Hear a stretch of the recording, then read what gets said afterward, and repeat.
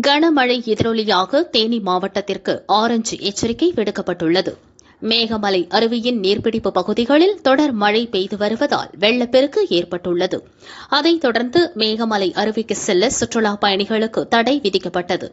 நீர்வரத்து சீராகும் வரை தடை தொடரும் என வனத்துறை அறிவித்தது.